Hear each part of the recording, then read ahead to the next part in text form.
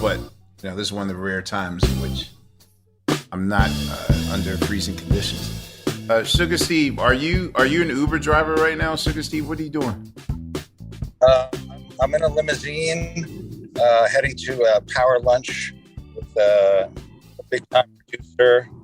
And I was telling Neyo and Laia about this earlier before the interview started. I can't disclose who I'm going, but it's a very big thing happening. And so you're basically going to see Elvis Costello, right? Oh shit! It's bigger than that. Whenever he gets a secret, it's always Elvis Costello. I met one of your comrades on the plane this morning. He kept waking me up out of my sleep.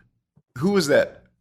Jeffrey Miller. He's a great trombone player. He's on one of our records on jmirecordings.com. Check it out.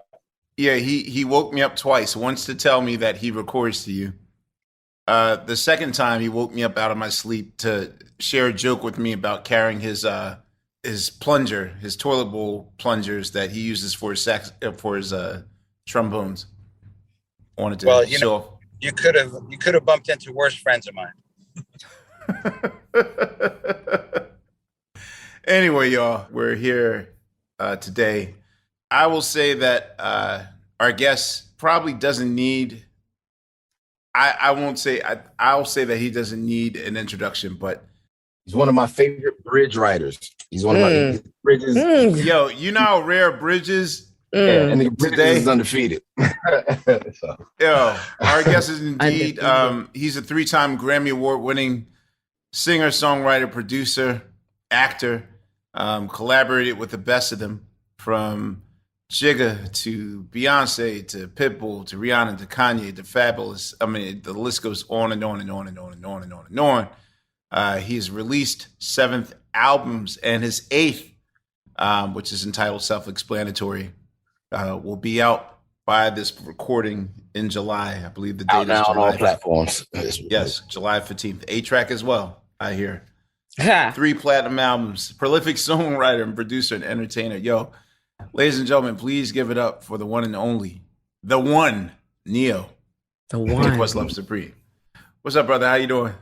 That was a hell of an introduction. I need it done like that from now on. Yeah. Hey, man, every hero needs his theme music and his own fanfare. I love it.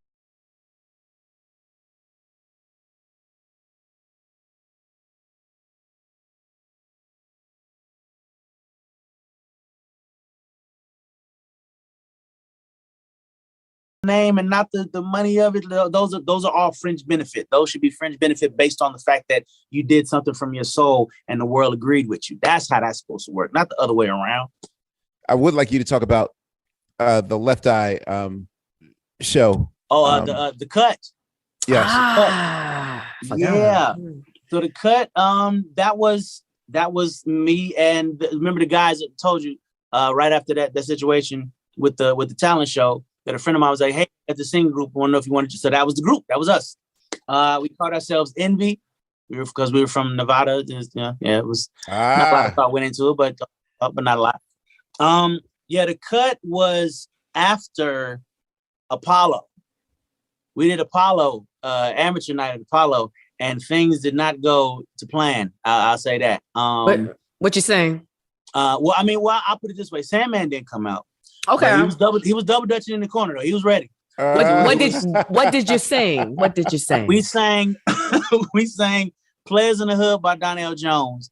And to this day, every time I see Donnell Jones, I apologize to that man for murdering his song the way we did on that stage. It was it was not good. It was not good. But we was young and we was cute, and there was a lot of girls in the audience, so they kept us alive. But had it not been for that, he was warming it up. He was in the corner like, am I going? Am I going? Man, it was bad. It was bad. So yeah, Wait, after you gotta walk me through the process.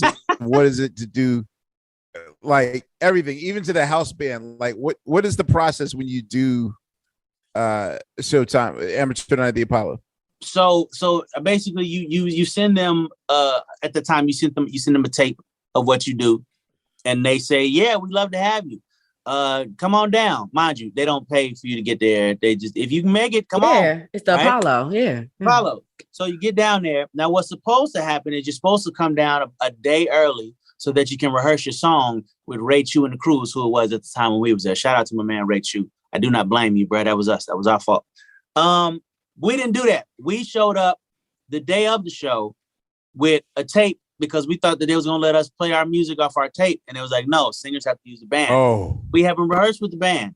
Well, why were y'all not here yesterday? Anyway, turns out Ray Chu and the Crew didn't even know the damn song at the time. They had no idea what the song was, so they had to learn the song and then had to learn how we wanted to come out to the song. It was completely messed up. So many lessons learned. So many lessons. Would you have chosen another song in hindsight? Oh, no. That had to happen. That had to happen. It had to happen exactly the way it did. We needed to be knocked down a couple pegs because we had done all that could be done in Vegas. We did every talent show, one, you know what I'm saying? We did all that. And we went in there like our shit didn't stink. Like we really literally walked into place. Oh, y'all needed that. Yeah. Oh yeah, y'all needed that. This Vegas. Yeah, we do that. Yeah. Oh no, not in New York. When I tell you, after we got off that stage and got back to the back, we all ran in the bathroom and just stood around and stared at each other for like 15 seconds and all bust out crying at the same time. It was bad. Yeah, so after the Apollo, we was like, man, we got to redeem ourselves. Shout out to my man Corey. Corey was like our manager. He was a part of the group, but he was the manager. He was the one that was, he was the one that wasn't afraid to talk to people. We ran up on Diddy one time. I was like, hey, let us sing for you. That was Corey. Did that. But Corey was also the one that could never be on time for anything. He was like, hey, Diddy told us to be there by 8, 12 o'clock. Corey getting out the shower type situation. That was Corey. Where is Corey? I don't know where Corey is currently. In the shower still. Probably. Shout out to my man Corey Clark. We got to the cut 2 days early, right? Because he was like, is there a band we need to rehearse with? Good. We'll do that. I was like, no. Y'all got tape of your music? Yeah, okay, cool. We can use the tape? Woo! All right, we can use the tape. We went in with an original song that we had written called Pillow Talk. I think we did okay. It wasn't terrible. It wasn't great by any means, but it wasn't terrible. And we wound up losing to a girl that got on stage and got next to naked, and Ice-T gave her 2 more points than he gave us. Yeah. Yeah, because who were the judges of the cut? I couldn't remember it. I think it was guest judges it was different every episode. So Ice-T was one of the judges for us. He literally said it on the show. He was like, you know what? I wasn't really crazy about the song, but when she started stripping, I gave her a 9. Damn. It was like, damn. But everything happened for a reason. Everything happens for a reason. Yes, indeed. That was one of the last shows that we did as a group before we finally decided, you know what, let's just. Do you remember performing with us out in Vegas? When Jay brought me out, was that? Yeah. All right. So I literally, so, as president of Def Jam, I by that point, I felt comfortable enough with Jay to, to rib him or, joke with him. Like, most people just treat him like the king, like the good version of Idi Amin. Like they don't mix words or whatever. But, I felt like a little comfortable where I just call him up randomly. The artist that he always, and you came out when that smuggy, I told you so look for James Brown, Tammy show level. All right, so you leave Envy, and then what's the process of how do you get the attention of record labels? So I left Envy, but while we were in Envy, again, shout out to my man Corey, constantly moving around trying to get things to pop for us. We met this cat who had a boy band signed to Hollywood Records. At the time that was a Disney's. That was Disney. Yeah, a group called Youngstown. They never got huge, but they did well enough. So it was like it was a concept where it was like, write some songs for my group and I'll help y'all get signed type situation. So, we wrote the songs, was what it was. It's like at this time, I know nothing of publishing. I know nothing of any of that. I'm just like, we're going to get a deal. Yeah. We'll write a song, whatever. So after the group broke up, I basically started being managed by that guy. His name was Dubs. Everybody called him Dubs Wilson. And he was the one that was kind of moving me around, you know, showing me the different people. I was living with this cat by the name of Paulie Paul, the producer. He did Tidra Moses' first album. Oh yeah, Paul. Yeah. That Paul. Paulie. Yeah. Yes. Yeah. Uh-huh. We actually met Tidra. I met Tidra through that whole situation. I vocal produced and arranged that whole first album. I didn't write. I didn't write anything. She did all the writing herself. I was infatuated with Tidra at the time. She would write all the records herself. And I would just come in and, you know, throw harmonies here and that type of thing. Okay, still, that's dope. That's music history. Like, what is your patience level with vocal producing? Because artists and get it. That I hate working with because you gotta do one more take. Yes. Your silence is telling me everything. Okay. Absolutely. I've been in with people that people that you know. I've been in with people and it's like it's either that or they're so anal, like, yo, did you hear the breath on the beginning of that? Let me just get that breath one more time. Oh, bruh, do it again. No one hears. No, just the on the very top. Let me get that. Nah, that wasn't it. Let me get it again. Nah, that wasn't it. One more time. Nah, one more time for the breath. I just gotta get the breath. That sounds like Beyonce, Rihanna.